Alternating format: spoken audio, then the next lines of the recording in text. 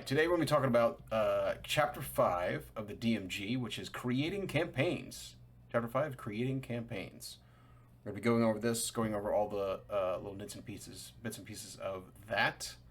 So far, the DMG is very impressive. I'm very impressed with, just their step-by-step approach to everything you need as a beginner DM. I think they're really targeting people who've never done it before, which is a great idea. Because people who've already done it before, they don't really need the DMG. They need it for every now and then to consult something, maybe if they need it. So the DMG should be for beginner DMs, and they've kind of made a DMG for that.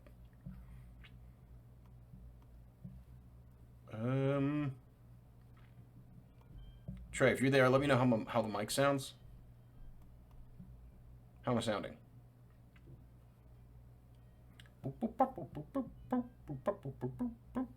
In chat, please. Sounds good. Okay, great. Awesome. All right, we're going to go into creating campaigns. Let's do it right now. Let's get into this.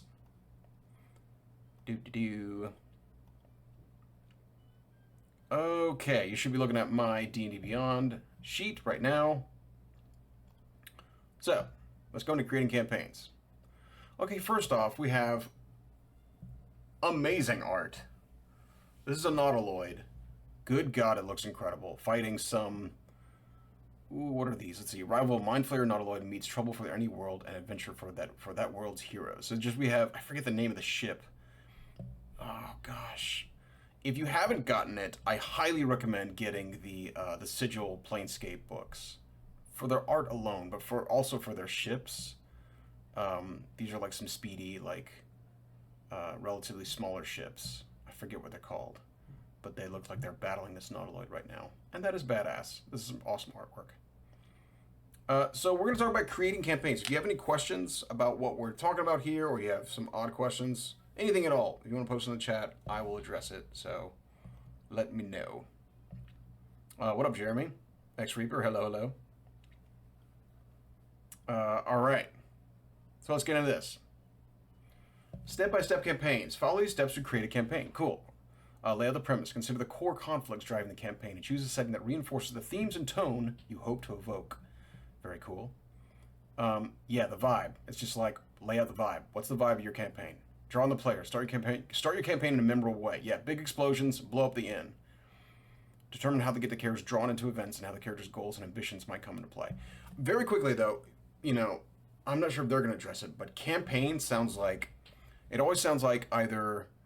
a war campaign.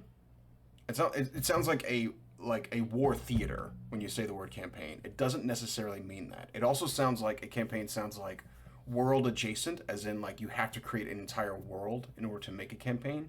That is also not true. Campaign literally means the sequence of story events that you have set up. It's just foundationally what you want to happen to the players. Plan adventures. Consider the smaller conflicts that made up the larger conflicts of the game. Side quests. And divides fun quests that help drive the story. Flesh out the antagonists, the important locations, and the elements that link the adventures together. Bring it to an end. Think about how the campaign might end and what level you expect the characters to be when the campaign wraps up. This one's very important. Step 4, bring it to an end. Think about how you want the campaign to end. Think about your setting, your set pieces in your ending. That will then inform how you're building the middle and the beginning. These steps are similar to step-by-step adventures. That's probably, yeah. In many ways, a campaign is just an adventure writ large. Yep. In an ongoing campaign, one adventure flows naturally into the next. Yes, yes. Your campaign journal. Okay. So this is rad. They actually make it out. You can print this out if you want. Session number, session date. Important events from earlier sessions that might have bearing on this game session. Brief summary of what's planned for this game session. Yeah, what's going to happen here. Additional notes. Yeah, your past, your present, and your future. Pretty much. Using your journal. Use your journal to plan out your next game session. Then when the game session is over, use your journal to capture anything else of importance that might have full bearing on future sessions. Do I got to reboot or am I missing it? What's up? What? What are you missing, Jeremy? What are you missing?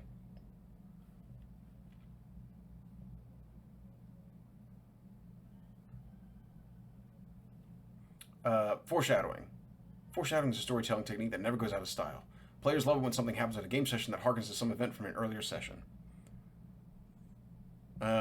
Foreshadowing is about planting seeds early so you can reap the rewards later. Having an up-to-date campaign journal makes foreshadowing easier because you reread your notes from earlier game sessions and identify things that could resurface in upcoming sessions, giving past events greater weight or bigger payoff. Consider the following example. The characters find the dead body of an unidentified halfling adventurer. A search of the body yields a cameo necklace containing the portrait of another halfling. The character decides to keep the cameo, which was intended as a bit of an embellishment. You make a note of it in your journal. Months later, while planning a future session, you flip through the journal and are reminded of the cameo. It inspires you to plan a chance encounter with another halfling, whom the characters might recognize as the one depicted in the cameo. What happens if the characters return this cameo to the halfling? The halfling could be tied to a bigger plot or have information that could help the players resolve some conflict. Suddenly, a minor trinket foreshadows bigger events to come. Yeah, little trails, little breadcrumbs. Adventure stockpile. What is this? Besides tracking each session of your campaign, keep a list of adventure ideas. Even if you don't end up using every adventure idea, having a stockpile will keep you ready for whatever your players throw at you, and you can even borrow pieces of various ideas to incorporate into future adventures. Not every adventure needs to build on earlier plots. A good standalone adventure tucked in the middle of a serialized campaign can be a welcome change of pace for you and your players. Side quest. Yeah, man. Yes. Although I do think even side quests can have, and probably should have, for a good number of times, some connection to your main plot, your main thread. But just throw some weird stuff in there, man. Do it. Okay, you can hear me. Okay, good. Sometimes it's just you gotta refresh it. Let's see. Campaign characters. The characters are the focus of every D&D adventure, and the players are your partners in developing that character's epic journeys. So here's how you make it more like molded towards your players. Player input. It's not up to you to create every aspect of a D&D campaign. Players contribute to their characters' actions and by directly sharing what they want to see in a campaign. Direct input. You can ask them what they want. Indirect input. Choices a player makes starting at character creation can indicate what they want to see in the game. Yeah, you read their backstory, read some things they might like to see that they're not directly putting in there. For example, a rogue player likely wants opportunities for subtlety or skullduggery, while a barbarian player likely craves combat. Take note of what encounters players are enthusiastic about, and seek ways to help the player characters shine. Like most protagonists, character arcs, like most protagonists in films and literature, D&D adventurers face challenges and change through the experience of overcoming them. By incorporating each character's motivations into your adventures and setting higher stakes through play, you'll help characters grow in exciting ways. You can use the DM's character tracker sheet to help track of key information about each character. See getting players invested in this chapter for more ideas. Okay, character motivations, goal, ambition, quirks, and whims. Family, friends, and foes. Oh, this one's a big one. Yes, Trey, exactly. Write a backstory, just one paragraph. Like, get something down.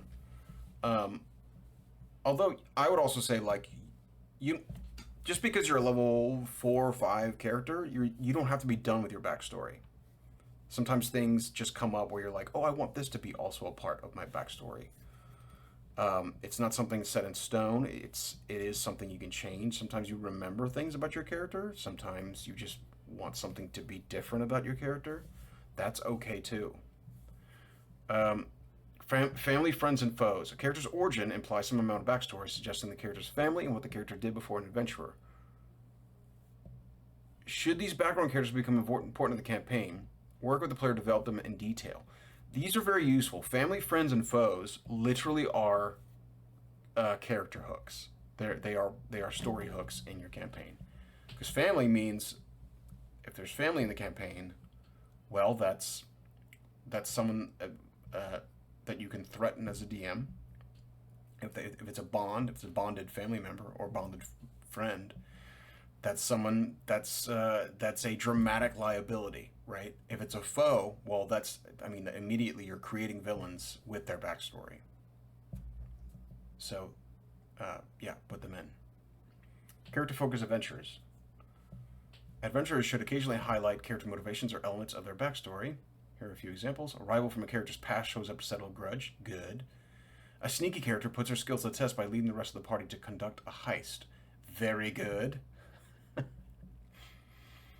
Although I disagree. They in the skills section when we read that they were like they specifically said that the party shouldn't be able to do a group stealth, and that is exactly what you need in the campaign in your games. That's the one skill that's probably going to happen, and it probably should be in your game. Group stealths are very useful. A character learns the location of a magic item needed to save their hometown. Very cool. That's the point of Sirocco. That's the entire point of Sirocco. A spellcasting character must undertake a trial to join an exclusive group of spellcasters. Ooh, spellcaster conclave. Mm-hmm. And any adventure that focuses on a single character should incentivize the whole party to participate, even if it's just to help their companion. Avoid focusing adventures on one character too often, and look for opportunities to have character-focused adventures for each character from time to time. Yeah. Yes, yes. Yeah, just because it's one character focused doesn't mean there can't be, like, little nuggets of fun things and rewards for other characters. There's some dungeon design in Sirocco with Memoria Rock where there's a test for one of the characters, whoever they decided to be, but it's still focused on the party in different parts. Setting new goals, giving them some different. Oh, this is interesting. You can encourage characters can change their goals whenever they please, but you can encourage them to do so by giving them significant victories roughly every 5 levels. When characters accomplish their goals, consider the following questions. That's interesting. Every tier, they should have a victory, like a significant victory. That's kind of cool. Character tracker. What is this? Player motivation. Literally have each of these for each character. For each player. Really, it's what we're doing here. A character's name, a player's name, their player motivation. Acting, exploring, fighting, instigating, optimizing. You can probably fill a couple of these in. Problem solving, socializing, storytelling. Rad. Character details, class background. Okay. This is cool. This is like expanding on traits and flaws, but like broadening it out and making it more. Yeah, I guess campaign specific. What's quirks and whims? Quirks and whims. Quirks and whims are characters' preferences, impulses, or other traits. They often emerge during play, such as a character's tendency to one-up a route and keep. Oh. Thank you for the follow. Something happened. I heard something. Oh, thanks, Fridge Guy. Thanks for the sub. Quirks and whims. Quirks and whims are a character's preferences, impulses, or other traits. They often emerge during play, such as a character's tendency to one-up a rude innkeeper or their off-expressed fondness for displaced or beast fur. Players often reveal their character's motivations through play. If you're uncertain of a character's motivations seem to have changed, it's okay to ask your player for clarification. Yeah, this is what made the D&D movie so much fun, is that they put this kind of stuff in there. The barbarian, she's into halflings, and she really likes potatoes. Those are quirks and whims. And the reason they put that in there is because that's how players make their characters. That is how players, they put weird stuff like that in. So I like how it has its own box here. Quirks and whims. So goals and ambitions are your wants. Quirks and whims are just fun stuff about the character. Family, friends, and foes. This is just like dramatic fodder and adventure ideas you can pull from all this to just put some more stuff in there. Yeah. And then magic items could be what they have or what they're about to get. Okay, campaign conflicts. Campaign conflicts tracking sheet. Adventurers versus Adventurers versus, conflict 2, 1, 2, 3. So I have ongoing conflicts. 3 compelling conflicts you can create adventures around. Hmm.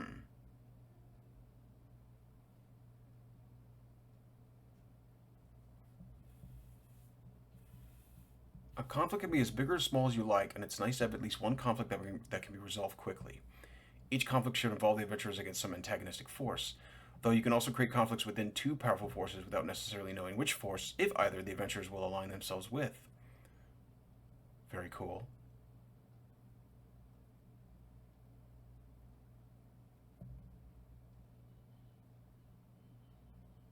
In the same way you think about character arcs over the course of a campaign, think about how each conflict might manifest over the course of the campaign. How the characters first encounter the conflict. How does the conflict develop over time? What might a climactic ending to that conflict look like? This is very cool. This is like breaking it down, breaking a multi-narrative approach to campaign building, and what it looks like. This is just an easy way to do it. I love this. Okay, flavors of fantasy. Now we get to like how this stuff is colored. What are we doing here? Oh, this is great. This is great. They broke it down. Never played D&D before, but I want to play a campaign sometime soon. Hey man, we'll get you in. Come play. I'm always looking for new players, so let me know if you want to play. Yes, indeed. Yes, indeed. Okay. Flavors of fantasy. Heroic fantasy. This is the default. This is what we're used to playing. This is what we have been playing for a very long time.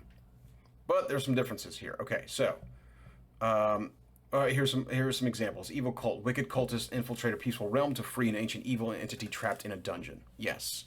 Releasing the entity would surely spell the realm's doom.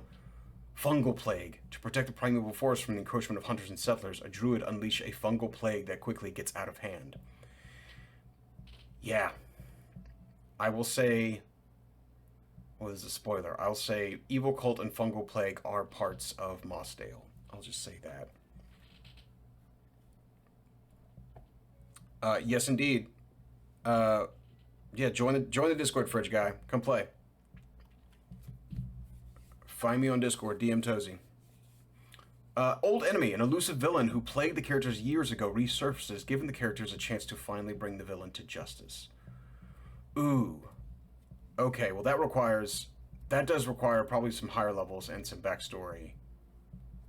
But that's good.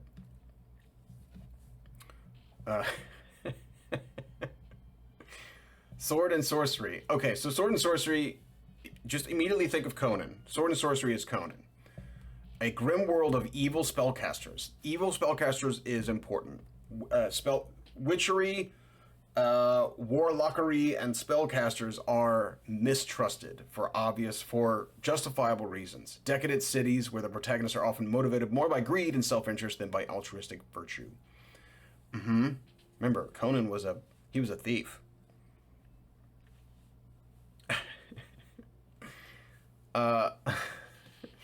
Sword and sorcery conflicts. In this flavor, magic users often symbolize the decadence and corruption of civilization, and mages are the classic villains of these settings. Magic items are therefore rare and often dangerous. Consider conflicts that like these to drive the campaign. In Dark Sun, for example, which is a sword and sorcery campaign setting, mages literally are corrupted, and they use their corrupted magic to suck out the life around them. So that is why the world is a desert, because mages have ruined it. Evil adventurers. An evil band of experienced adventurers wields power and influence to oppress hapless folk. Yeah, Mad Max, baby. Evil weapon. A knight under the influence of a sentient evil weapon terrorizes a peaceful realm. Cultists worship and protect this weapon, which must be seized and destroyed to end the threat. Ooh. That's some Elric stuff, baby. If you don't know who Elric of Melniboné is, you should rectify that. Elric is awesome. Forgotten Dynasty. The long lost seat of a forgotten dynasty rises from the sea of the desert sands, and its people launch a campaign of conquest. Awesome. Epic fantasy. I mean, you know, higher tier, really. We're talking like tier 3.5, 4. First of all, this is a fortress on a dragon turtle. Fortresses on the back of dragon turtle rise from the depths, heralding the return of a long lost dynasty. Hell yeah, man.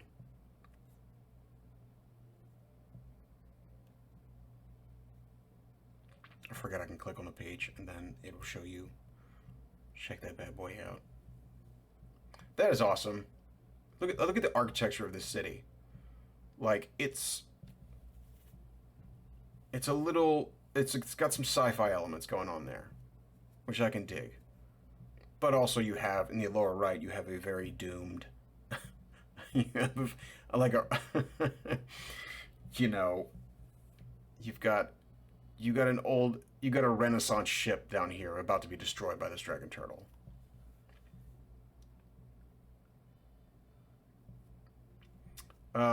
Epic fantasy conflicts. Here we go. Apocalypse. Prophecy predicts the end of the world unless the adventurers intervene. Apocalypse cultists oppose the character at every turn. Dragon tyrant. An evil and powerful dragon moves into the region, upsetting the ecology and demanding tribute from the nearby settlements. I'm gonna have to read the monster manual because they kind of got rid of layers and layer options, which I'm very much bummed about. So now there's just like more legendary actions if they're within their layer. But hopefully they don't get rid of like the cool layer stuff because that was some of the best work in the 2014 monster manual. I guess they're just trying to make it more mechanically simple in combat, but honestly, they really should have kept that part. That was one of the coolest parts of it. I agree, man. I think it is stupid. I don't know. I have to read the actual monster manual and see what they did. I'll go into like dragons and go look at that. Yeah, we'll see. The foe time forgot. An evil foe believed long dead emerges from the Feywild, alive and well after being lost in time. This foe seeks revenge against the descendants of long dead enemies. I mean, that's the plot of that is a plot of Pathfinder Kingmaker. It is a evil foe emerges from the Feywild. That's what we're doing in Kingmaker. Awesome game. Go play Pathfinder Kingmaker. Fantastic game. Amazing stuff in that game. Mythic fantasy. A mythic fantasy campaign draws on the themes and stories of ancient myth and legend, from Gilgamesh to Kulain. Who's Kulain? I need to look that up. Adventurers might attempt mighty feats of legend, aided or hindered by the gods and their agents, and the characters might have divine ancestry themselves. Yeah, just more god stuff. More gods. The monsters and villains they face might have a similar origin. The chimera in the dungeon isn't just a random beast, but the product of a divine curse. He's a famous Irish hero. Kulain. Okay, I'll have to look him up. That's the first time I've seen him. Conflicts like mythic fantasy conflicts, divine trials, seeking a gift or fate from the gods. The adventurers undertake a series of trials that lead them to the realm of the gods, where the adventurers can plead their case. After a temple is sacked, a vengeful god sends an escalating series of woes upon a kingdom until the temple's relics are returned. Giants! An enormous castle in the crowd settles over the land. The characters can battle the giants living there or try to broker a lasting peace. Yeah. That's one of my problems with the Monster Manual Giants, is they're just not big enough. I'm looking for Titans, baby. It's really what you want. That's really what you want with Mythic Fantasy. You want Titans. You want giants that move mountains. You want giants that are mountains. Supernatural horror. If you want to put a horror spin in your campaign, the Monster Manual is full of creatures that suit a storyline of supernatural horror. An essential element of such campaign is an atmosphere of dread created through careful pacing and evocative description. Your players contribute too. They must be willing to embrace the mood. Oh yeah, here we go. The Faceless Lord Dweeblex. Oh wait, this is Kulain. He had a great rage would come upon him, and he had a spear named Gay Bolga that would kill the stroke. He's one of those with the rules. He couldn't eat dog flesh, but he also couldn't refuse hospitality. The Faceless Lord, Juiblex, oozes out of the abyss and into the Underdark. The characters hear from the subterranean folk who need help defeating the Demon Lord and its minions. I mean, that's part of Out of the Abyss, actually. That's a part of the plot. School of Necromancy. Vampires open a college of necromancy, attracting evil necromancers who need fresh corpses for their studies. An order of vampire hunters seeks the characters' help. Ooh, that's good. That's good, baby. Undying Monarch. A venerable monarch clings to power by worshipping Orcus and becoming a lich. Yeah. Intrigue. Backstabbery. Political intrigue, espionage, sabotage, and similar cloak and dagger activities can provide the basis for exciting campaign, including feuding fiefs. Two fiefs or settlements have been feuding for years. The characters are drawn to the ongoing feud after helping one side. The sudden royal rivals. The sudden death of a sovereign plunges a kingdom into chaos when the rightful heir is challenged and threatened by rivals. Scheming advisor. If your monarch takes an interest in the players, they become targets of the monarch's most trusted advisor, who is scheming to become the true power in the realm. Yeah, that whispering worm tongue. Mystery. Mystery conflicts are pretty cool. A criminal syndicate, a many-headed criminal syndicate seeks economic and political power. The syndicate has spies everywhere, including among the adventurers' families or friends. Ooh, nasty.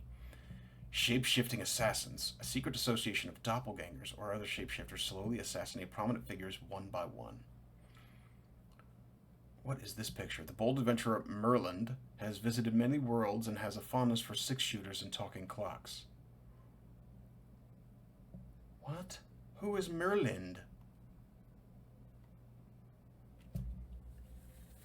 Swashbuckling.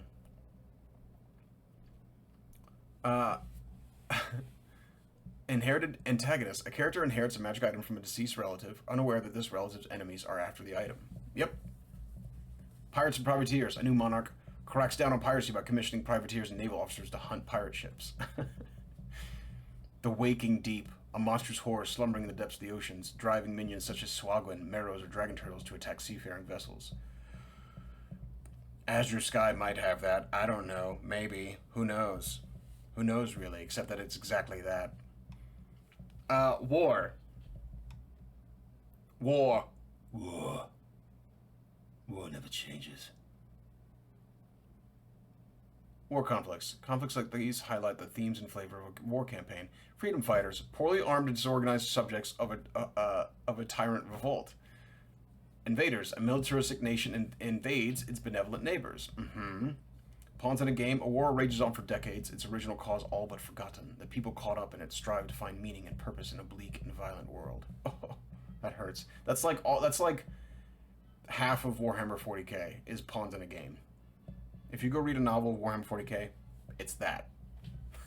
Why are they fighting? They don't know. Oh god, it's a demon lord. That's half the books. Those are half the stories. They're great stories, but that's half of them. Crossing the streams. Deep in D&D's roots are elements of science fiction and science fantasy, as well as a wide-ranging collection of fantasy inspiration, and your campaign might draw on these sources as well. You can send your characters hurtling through a magic mirror to Lewis Carroll's Wonderland, put them aboard a ship traveling between the stars, or set your campaign in a far future world where laser weapons, pew pew, and wand of magic missiles exist side by side. Ghostbusters.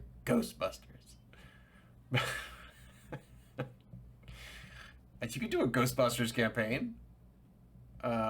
Conflicts like these create opportunities for crossing the streams beyond the magic mirror. A mysterious magic mirror, and a strange dungeon in a portal to a different world where whimsical tales unfold, or perhaps some version of the modern world. It's kind of like a Neverending Story. Neverending Story has a Beyond a Magic Mirror moment. Gamma World. The characters inhabit a post-apocalyptic wasteland that is largely medieval in feel, but isolated outposts still hold futuristic technology from before the Cataclysm. Invaders from wild space. Spaceships land on the character's world and disgorge hostile creatures armed with advanced technology. Hell yeah. Hell yeah, man. Get them aliens in there. Get Yankee with them laser guns. Campaign setting. By the way, if anybody has any questions, post them in chat. I'll answer them. I'm looking at the chat every now and then as well. So if you have any questions about something you'd like to do or something I've done with the campaign setting, let me know. Oh, okay. So here they are. Oh, sweet. This is it, folks. This is what we've been playing with for the past 30, 40, 50 years. Trey really wants that bear chair art, and so do I. We all want it. We all want it. Dark Sun. Heroes make their mark on a post-apocalyptic world defiled by magic and forsaken by the gods. Yep. Sword and sorcery. Dragonlance. The forces of good battle the evil queen of dragons and her armies in the world-shaking War of the Lance. Oh, Takesis. Eberron. In the aftermath of a deadly war, magically advanced nations rebuild as a Cold War threatens lasting peace. This is, I mean, that's pawns in a game, baby. Eberron's all about the war that happened. It's very much inspired by World War One, and it just plays on that. And there's also lightning trains. Exandria. Heroes make names for themselves in the world made popular by the streaming show Critical Role. Yes, indeed. Forgotten Realms, the one we play in. Larger-than-life heroes and villains struggle to determine the fate of the world as they explore the ruins and dungeons of fallen kingdoms and long-forgotten empires. It is called Forgotten Realms because there are realms, typically dwarven and elven, deep underground, or in forests, in forgotten forests all around the world, and those realms are literally on top of each other.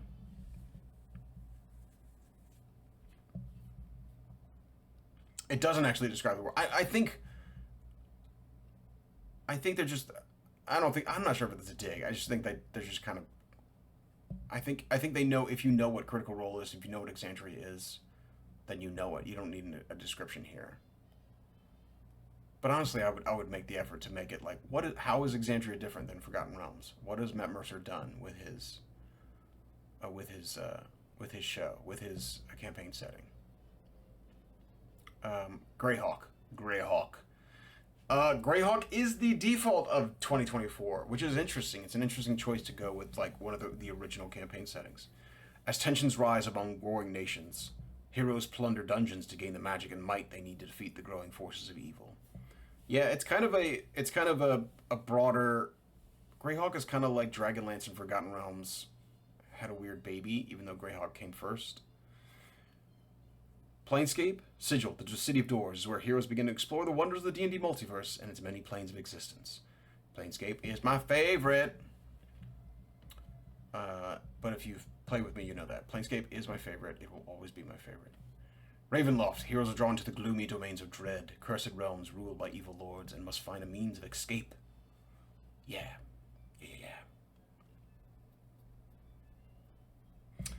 Critical after a long distant. Okay. Jeremy just did one.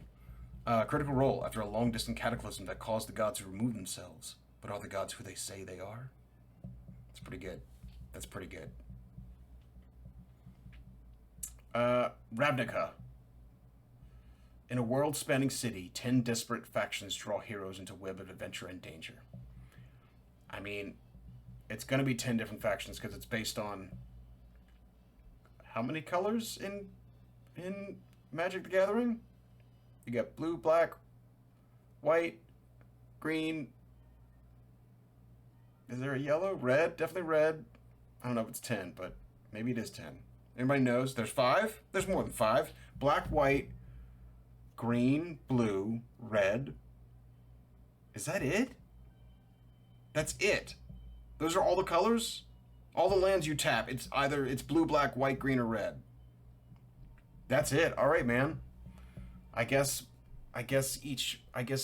10 factions, like 2 of them per color, maybe. Or no, because they have mixes. They have mixes and there's combinations of them. That's right. Okay. So you have like blue, white. Yeah. Okay. For the cops or whatever. Spelljammer. Travel among the stars on a spelljamming ship and visit worlds floating in the majestic oceans of wild space. I mean, Spelljammer and Planescape go well together. So do a lot. You can mix and match all these. Mix and match them. Strixhaven. Strixhaven, a school of magic, serves as a hub of learning and adventure. Hogwarts. I'm not into that, but if that's your thing, do it, man. Do it. Do Strixhaven. Do it up. Theros, heroic destinies wait to be fulfilled in a setting inspired by the myths of ancient Greece. This is mythic fantasy. Theros is great. You just gotta hit the gods. Hit the gods hard. Make it all about the gods are real. They got their hands in the mortals. Sometimes more than just their hands. They're all about it. As a new DM, would you encourage homebrew early on, or should you do some written adventures first? I kind of want to try now, but not sure if people will like to play homebrew or pre-written adventures. Oh man, I would say do your homebrew. If it excites you, write what excites you. Ryan. If you have something that you really want to do, I would say do that.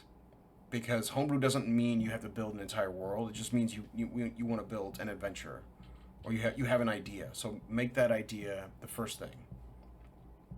Should it live in this world? You mean the world we're in? Earth? I mean, it can, bro. You could do Faerun. You could do Abir Toril. You could do any of these. You could put it in any world you want, man. You could do Exandria. You could do D&D worlds. Yeah. Yeah. Anyone you want, man. Pick a plane. Pick a sphere. Yeah. Create your own setting. So this is big. I don't recommend doing this. I don't recommend creating your own setting. At least not off the bat.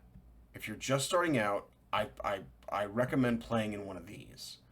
But you can create your own setting. You can go the Matt Mercer way and create Exandria. It is a lot of work. It is fundamentally more work than you probably are prepared for. But if you really want to do it, go do it. But you have my warning. 5 questions to consider. What's your campaign setting called? What factions or organizations are prominent? How common is magic? What mysteries does the world hold? What roles, if any, do the gods play? Boy, that's just the surface, man. Creating your own world, creating your own campaign setting. It's a lot of work. A lot of work. Campaign start. Session 0.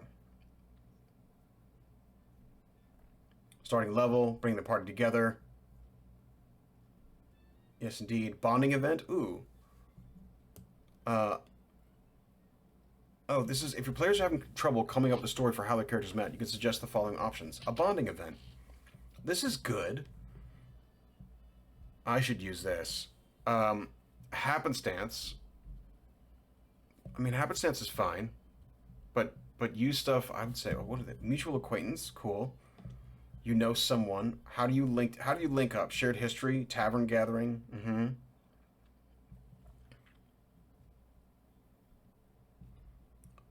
You want to run a Zelda campaign in Breath of the Wild's Hyrule map, or plan one that would even be better. Hint, hint. You want me to run a Breath of the Wild, a game I have never played before. I have to play Breath of the Wild before I know what I'm doing. And it's massive. That game is massive, right? It's a huge game. Oh. I recommend you do that. Go create Breath of the Wild, a D&D campaign setting. Okay. House rules, do that. Key events, yes indeed. Starting location. Session 0 stuff. Mm-hmm. Starting location, here we go. Who is this? A time of sorrow can bring people together and even launch an adventuring party. Very sad, they're burning an old friend, an old compatriot. We have a cleric type, perhaps a warrior. Looks like a cleric. Maybe another warrior, priest, or paladin, somewhere around there. A sad tiefling warlock in the back, and a noble dragonborn fighter type. Awesome. Counterpoint, you don't need to know everything about your setting at the beginning, just as long as you know what a peasant world would know. Oh, what a peasant would know? In most fantasy stories, the heroes don't know what's up at first. It's okay to build as you go. It really is.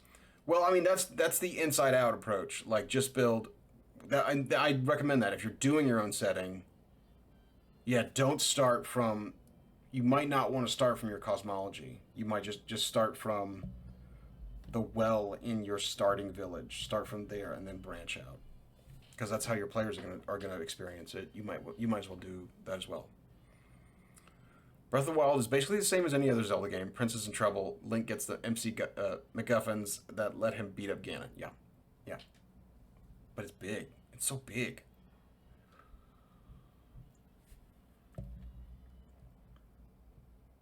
Okay, first adventure. Uh,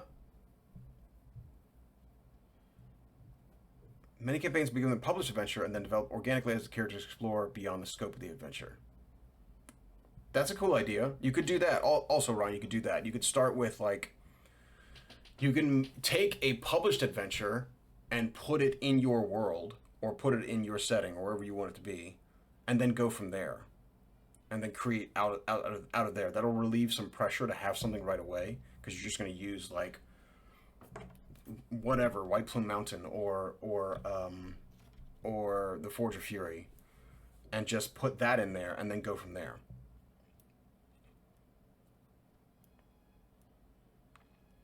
Yeah, you could do that. A lot, and they're saying, like, a lot of people do that, and it's for good reason. Uh, I really recommend the Sunken Citadel. It's a really good level 1 adventure. Plant Adventures, a D&D campaign, is like a garden. Each new adventure plants seeds in the garden, which requires regular tending lest it run wild. Over time, your campaign will grow and flourish in ways you expected, and in ways it will surprise you. You might need to weed out elements that aren't resonating with your players while planting new elements to tantalize them. Most D&D campaigns grow organically rather than having all their elements set in stone from the get-go. Mm-hmm. It's a little bit different with Roll20, though. You kind of have a lot more. If you're doing Roll20, if you're doing an online campaign, you probably need to have a lot more set from the get-go. I definitely need to have most of it set from the get-go. From time to time, the character's decision will require you to improvise or create new campaigns elements on the fly. For example, a new location might need to be developed to address the needs of the unfolded story. Yeah. Or certain NPCs might need fleshing out at a moment's notice. Episodes and serials. Oh, this is cool. This is just dramatic talk.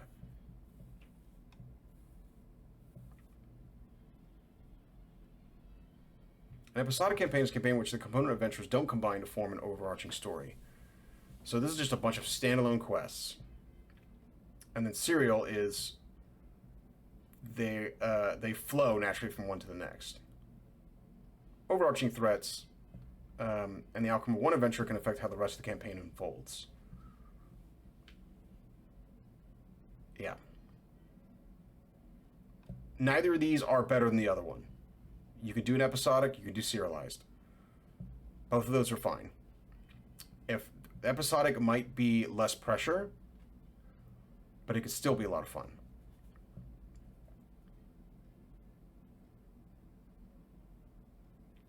Adventure connections. Introduce a person, object, or information that the characters need to transport safely to a location involved in a new adventure. They do this in, in the Yawning Portal dungeons. In Sunken Citadel, you literally find information on the Forge of Fury inside the dungeon itself, which is just a cool. Like, you should do that. If you're just running dungeon by dungeon next dungeon, and then after each dungeon you're running dungeon after dungeon after dungeon. Connect them in some way. Have a major villain flee to a location that features in the new adventure. Yep, I've definitely done that in Yawning Portal. Introduce a villainous group that's featured in the new adventure by having its agent spy or interfere with the character's activities. Mm-hmm.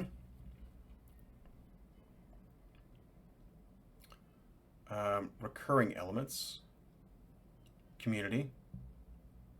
Yeah. Introduce a small group of community the characters can think of as their people, like a village, neighborhood, a guild, or crew. Home base. Very useful. Give them a home base. A prominent friend. Mm-hmm. All this is just dramatic fodder friendly resources. Provide experts or institutions that can assist the characters, like a temple that can provide healing, or a learned sage who can help solve mysteries.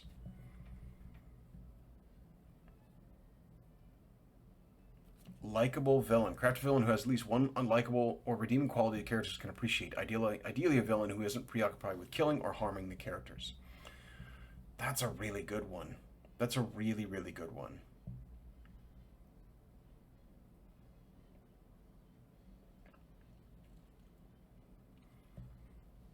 Player favorites. It's often easier to describe people and places that are hostile or frightening than it is to detail a feature that you want characters to love. How can you know what rustic scene will make a character associate a place with home, or what personality quirk will remind a character of their favorite mentor? You can ask a player directly, but instead consider handing over your narrative reins and letting a player describe the perfect detail.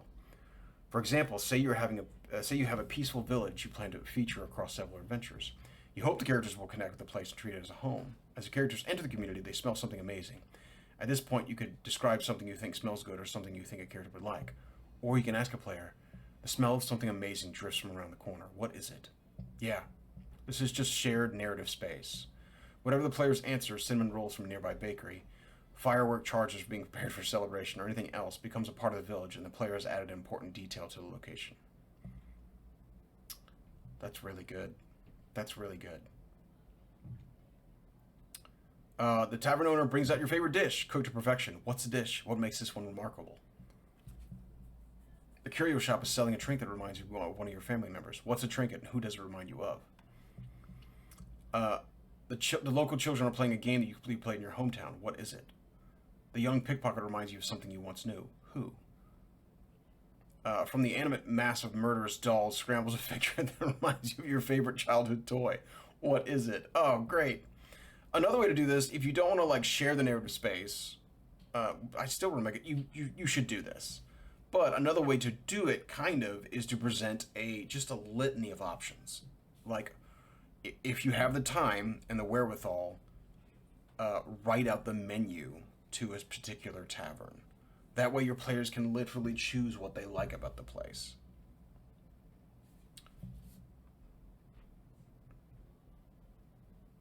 It seems like a lot of work, and it probably is too much, but it's not too much work. That kind of thing can be really valuable. In what is this? Oh, I like this. In Dragonlance setting, Tanis and Tika call their local inn home. So this is Solace. Places see familiar faces like Fizban the Fabulous, who is also a paladin. There's Fizban. There's Tanis. And I guess that's Tika. Very cool.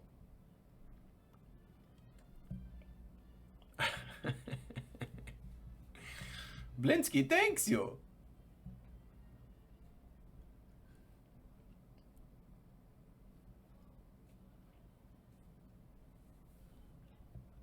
Okay. Acknowledge the incredible. How are the characters the perfect people to solve a problem? How are the characters' talents highlighted during the adventure? What stories do NPCs know of the characters' past exploits? This is a real quick way to do this is to have bandits who recognize the PCs and perhaps just run even before they fight them. Right? Like renown is an important thing. How might an NPC comment on the character's abilities or recognize that they're special? Yeah. Yeah.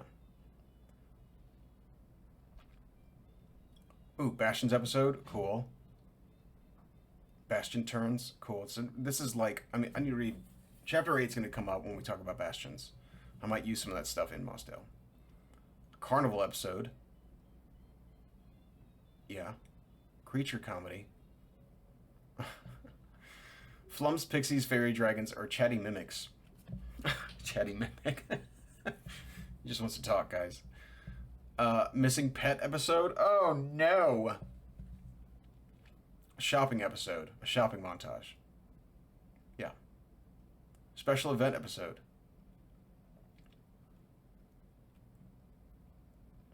A vacation getaway. A beach episode. I put a beach episode in one of mine in Yawning Portal because why not? Everything needs a beach episode. You're absolutely right. Absolutely right.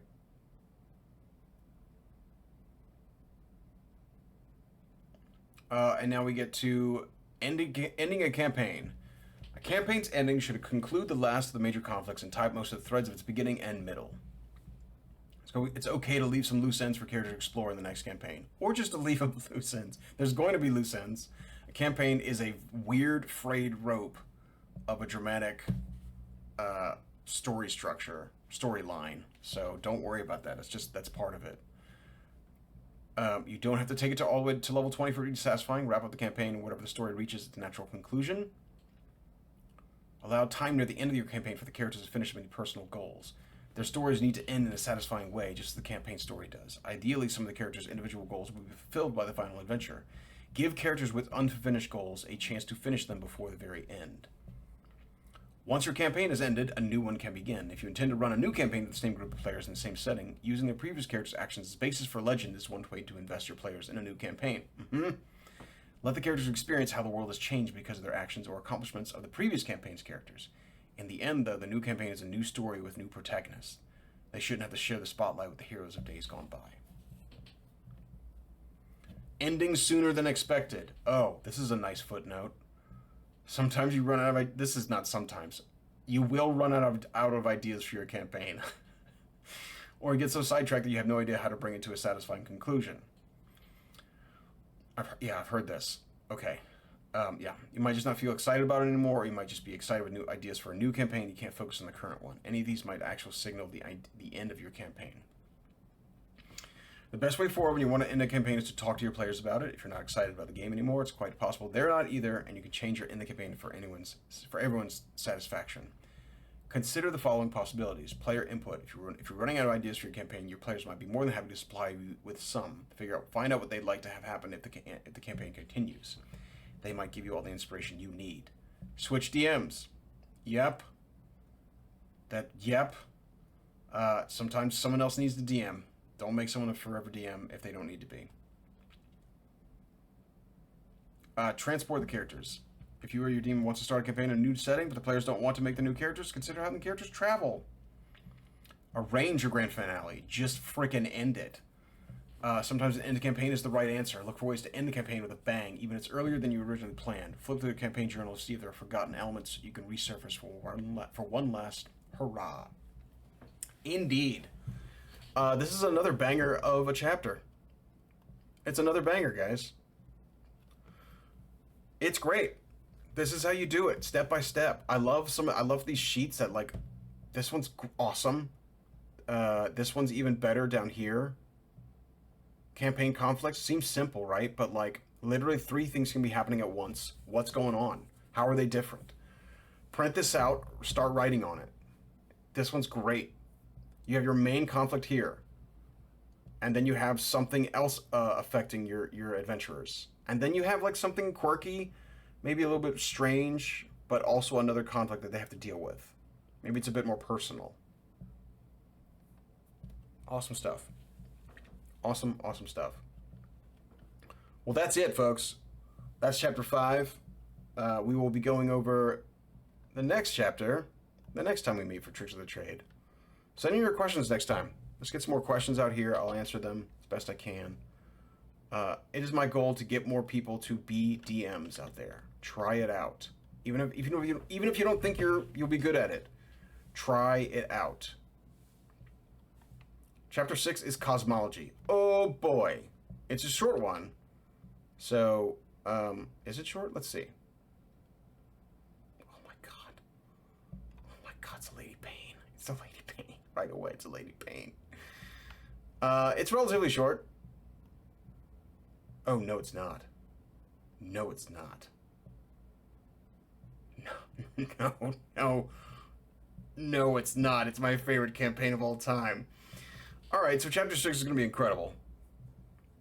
So join me for that one in May at some point. We will do. We will tackle cosmology, which is the best thing to talk about because it's the most fun. It's the insanity of the D&D multiverse. Let's talk about that next time. Thanks everybody for watching. Please remember to tell everyone to resub to the channel if you can. If you have not resubbed, or you know some people who want to play, let me know. Find me on Discord, DM Tozy. Thank you for the sub. And I will see you guys next time. Yeah. All right. Peace out, everybody.